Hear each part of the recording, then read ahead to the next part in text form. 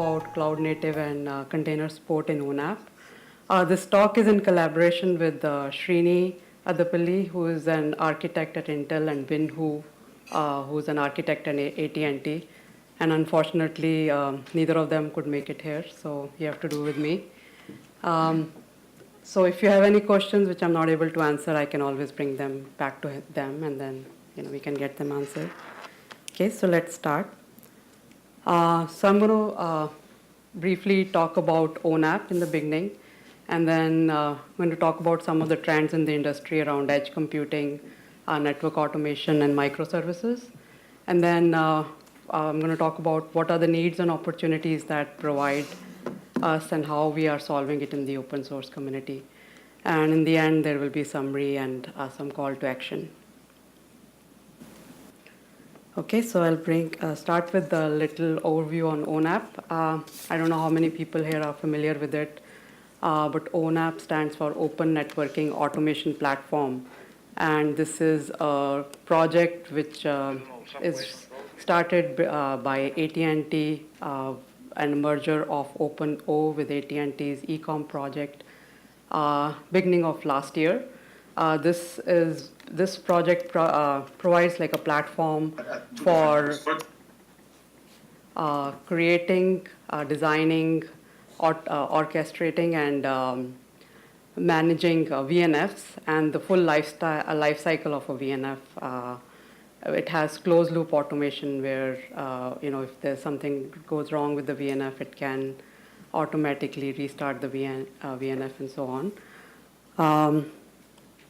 And there have already been 2 releases of this project. The Beijing release was the second release, which happened in May this year. So this is a very high-level architecture for the project. It is a very busy slide, and it's a big project. So on the right side, there are the design tools that are available for the VNF vendors to create their VNFs, design them, and then those VNFs are onboarded. And on the left, you see the runtime components, and these are the components which are actually orchestrating those VNFs, deciding where those VNFs need to be placed, on which clouds they need to be placed. And at the bottom, you see actually the clouds where those VNFs are actually placed. So in the first release of ONAP, all these the components which make up ONAP were also as VMs running on OpenStack. So we had ONAP components running on OpenStack, which were scheduling or which were orchestrating VNFs running on OpenStack at the bottom. In the Beijing release, the ONAP components also were able to run in Kubernetes, but the VNFs still run on OpenStack. So they are still VMs, and that's what we want to change going forward. So I'll just briefly go over what is edge computing, and this is becoming very important for cloud computing these days. So what you see here is what we have typically like these days, like a PC or you have your phone, and you run some apps on it, and that your application might require some support in the cloud, like you're running your Netflix movie, and you might spin up like a VM for that in the cloud. So what you have is a network edge, and you have the core network. So basically your network infrastructure and a cloud at the end.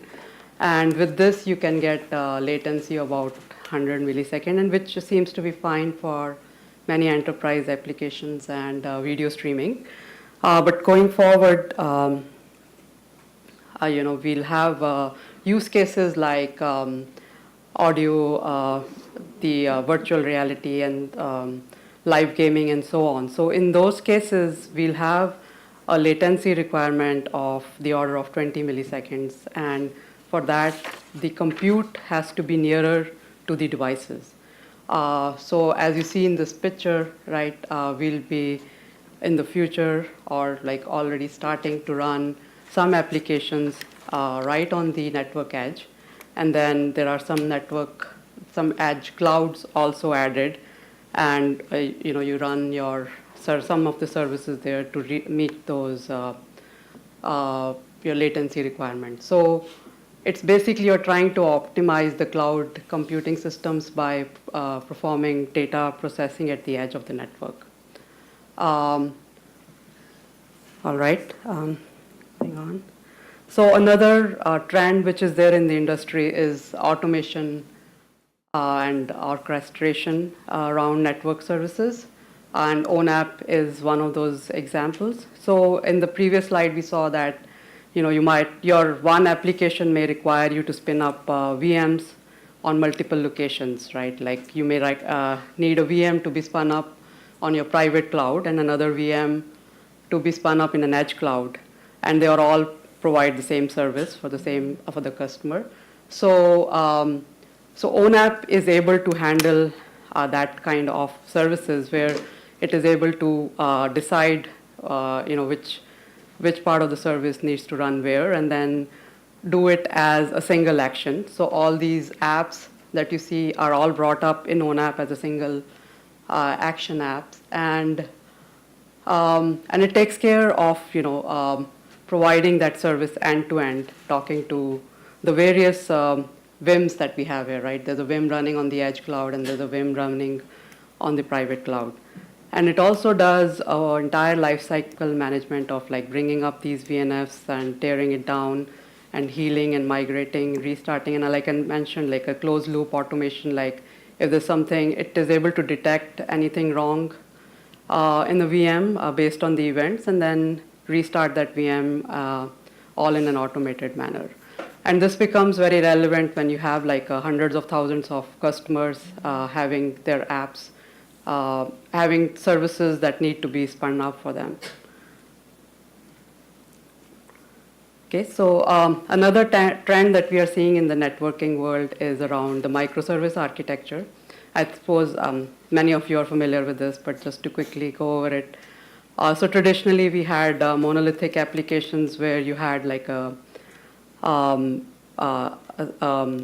module at the end, and then you have an external module and some internal modules, and they'll all communicate with each other, and you have one monolithic application. So the problems here that we are familiar with is that if you want to scale it out, you'll have to scale out the whole application. And if there's something wrong with the application, you'll have to bring down the whole application, fix it, and then bring the whole thing up.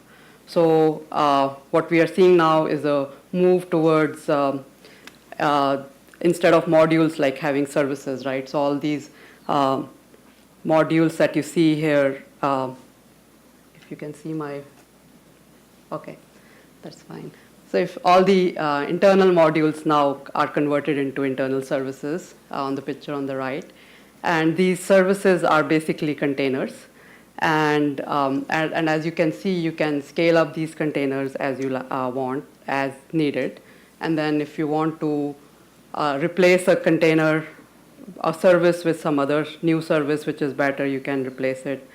And also, and these services can be in any language, right? There's no language barrier. They don't have to be in the same language, or they can be anything that you want them to be. So we see a big trend in the industry going towards this architecture. And like I mentioned, ONAP itself, the ONAP components itself in the Beijing release are now, there is an implementation with this services model, and it can run on a Kubernetes cluster. Okay, so, but having said that, right, if once you move to this services architecture, it brings its own problems or challenges, and many of them are like, now that you have so many of these services running which are talking to each other over the network, you need some way of finding them, like a discovery, and you also need to do health checks on those and fault tolerance. And you also need to collect some data as to what's happening in the service and so on. So this is like a microservice tax, which every microservice has to implement. So to solve this problem, many open source projects have been coming out in recent months and last year or so. One of them is STIO, and another one is Envoy Proxy. The idea here is that with each service, you will have like a sidecar, and the sidecar will implement all these common functionalities, like the health checks, the discovery, mutual TLS between all these services, and also that's on the data plane side, and on the control side, there's something like STO, which where you can set up your traffic rules and your security rules, and together, like this can take care of all these overhead of microservices, and the programmer or the developers are freed from having to do anything with that, and then they can concentrate on their applications. And for ONAP in the Casablanca, we didn't have this in the Beijing release, but for Casablanca we are we are trying this out and seeing for few of these. We're trying out at a smaller scale, and then we'll take it to the whole ONAP system. Okay, so now we'll talk about like how some of these trends we can see how they apply to how we can use them, right? So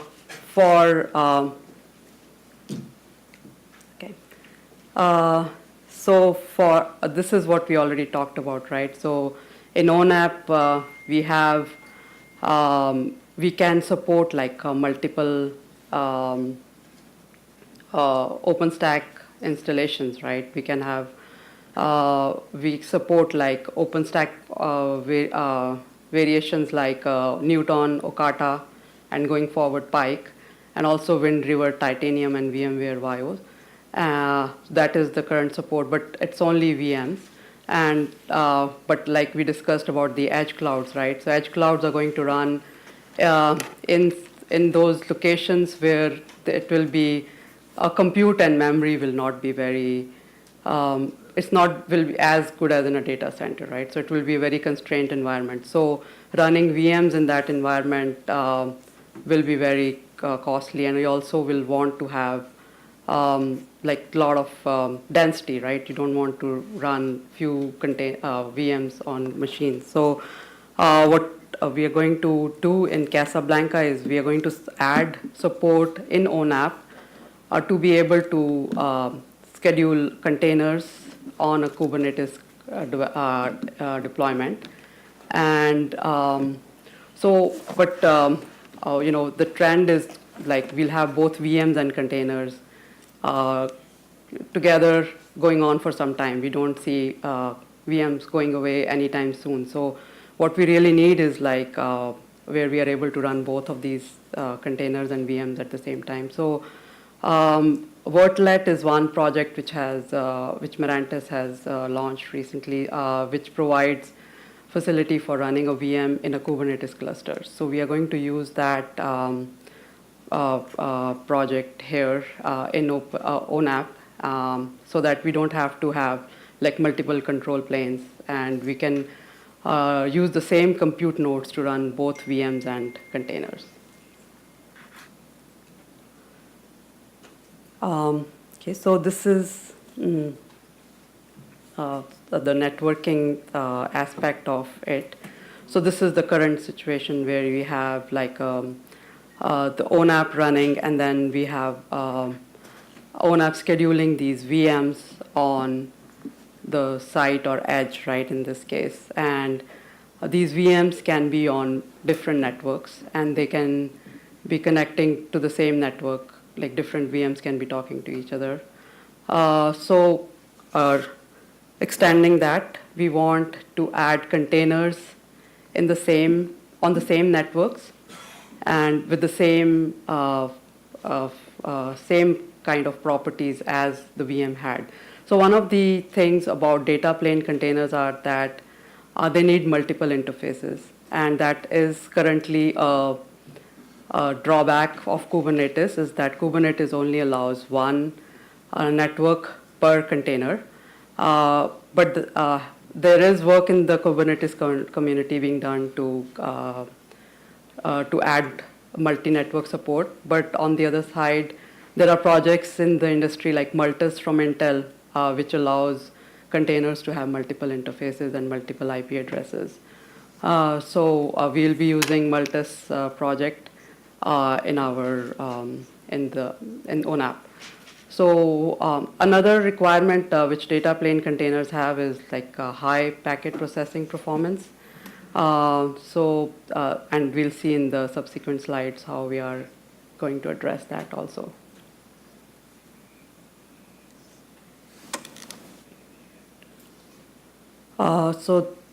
This is so we are going to do the implementation of this in ONAP in a couple of phases. So ONAP is a 6-month release cadence. So we'll have another release coming out of ONAP in November timeframe.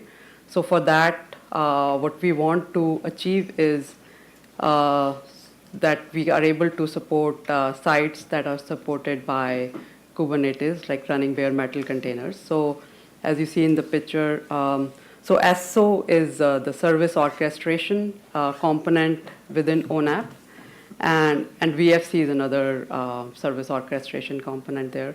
So we will get a request from SO into the multi-cloud project in ONAP.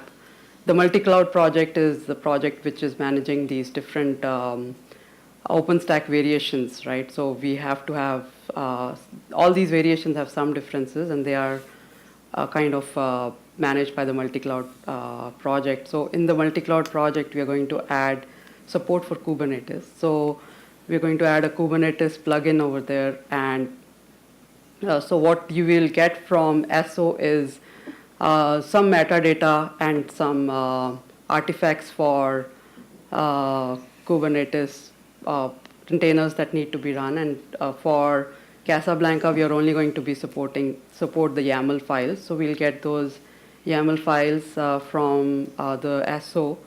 And the plugin will be the one which will be actually talking to the local Kubernetes deployment, and will deploy these containers on that on the Kubernetes deployment.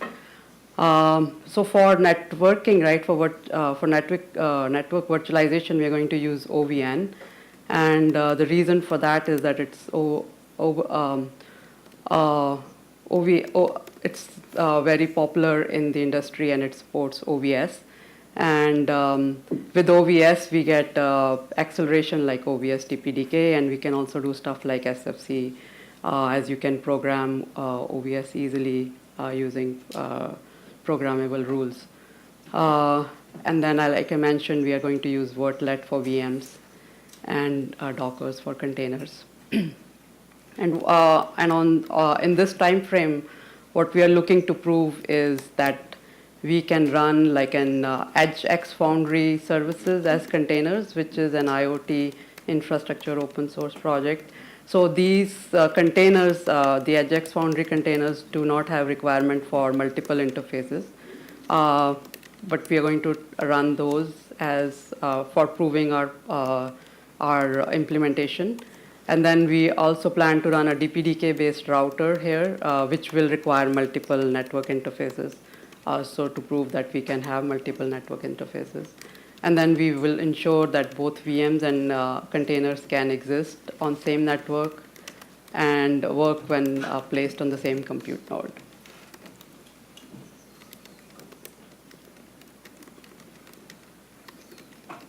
Okay, so beyond Casablanca, right, we plan to add a lot more to this support. So we are going to add support for Helm-based artifacts, and we are also planning to add support for container as a service and be able to run these containers in IBM, GCP, or AWS clouds, and that will need change to our plugin.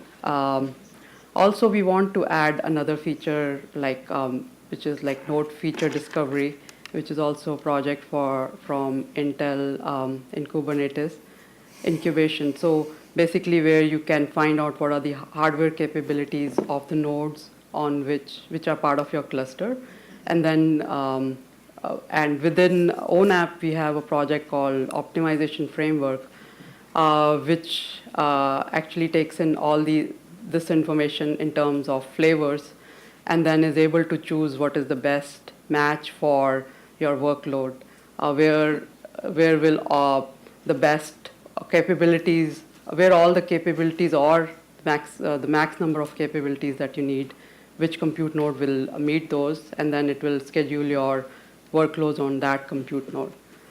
So we are going to kind of integrate that with the containers in the phase 2. And also, we plan to do integration with C Advisor and Node Exporter, as this is very important in the edge cloud. So these capabilities allow you to get the hardware state of the system, and also like performance counters, and it gets you visibility into what's happening in your containers. And on the edge clouds, it will be very important, as it's a very constrained environment, and we want to know what's going on there. Okay. So in summary, there's like good amount of innovation in cloud native world to develop and simplify security, like we see around microservices architecture and service mesh architecture, and we saw like how we are using those learnings to our data plane, control plane, and management plane workloads. And ONAP team is currently working on the gaps that we discussed, and hopefully in the next release we'll have many of these things figured out, and we can demonstrate something useful and something that can be used. And at the bottom is the link to the page in ONAP, where you can find more information about this project. And if people are interested to contribute, all contributions are welcome. Okay. Thank you. Ma'am, did you run any performance benchmarks with the 3 kinds of applications, or any kinds of applications like data plane containers, or control plane, or management plane? Like you mentioned some of the things like virtual firewall and router and things like that. So you mean using containers? Containers or VMs in this architecture on a platform. For ONAP, you mean? Yeah, the ONAP framework you mentioned, and in that there are some containers. If you go back, the networking you may later. Yeah. So you mentioned some of the things like VM, 2 VMs on the side, and then containers in. No, so this is something we plan to do in the upcoming release. So we have started work on it. Actually, there are 2 projects started.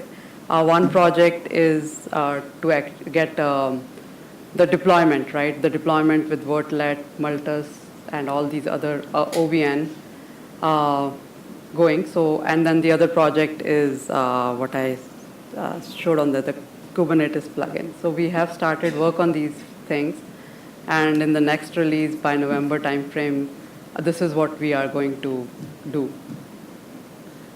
So one more follow-up question.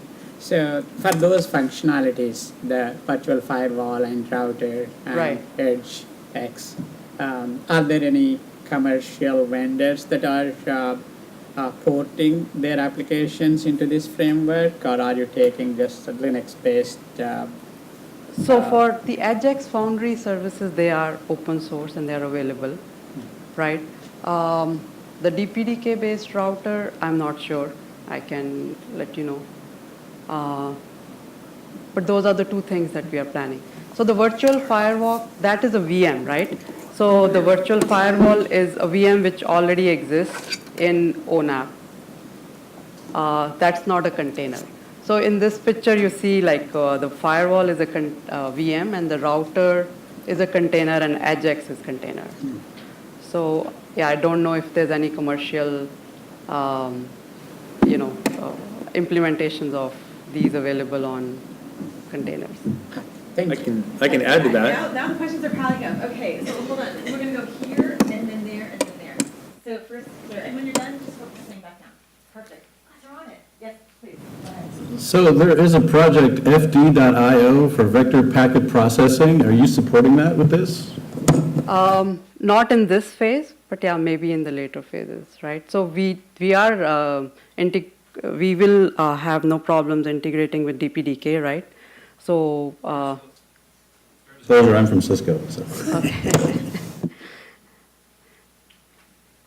yeah, there is there's no plan right now in phase 1, but going forward, of course, yeah. Okay, Robert. Actually, my question got answered. Oh. Now I'm curious what it was. Dave. Somebody was asking if there are any commercial products. At Redis Labs, we're actually putting Redis Enterprise and Redis Open Source into the EdgeX Foundry, so that you'll have... What's that? Can you repeat that? We are supporting Redis database Okay. in EdgeX Foundry. Okay, great. So yeah, we can. So there is enterprise support for some of these. So yeah. Okay, great. Yeah. On a prior slide, you mentioned the Marantis project, Right. Wordlet. Vertlet. Yeah. That's basically just like a CNI plugin, right? They have a framework where you can plug in anything else other than Docker, right? So this is, you can plug in like a VM, where you can plug in support for VMs. Do you know, so that's rather than doing KubeVirt, What's that? is that an alternative to KubeVirt? I am not familiar with Okay, KubeVirt. we can talk. Can you run both containers and virtual machines using Yeah. KubeVirt? Exactly. Okay. Okay. Yeah, that will be good to know.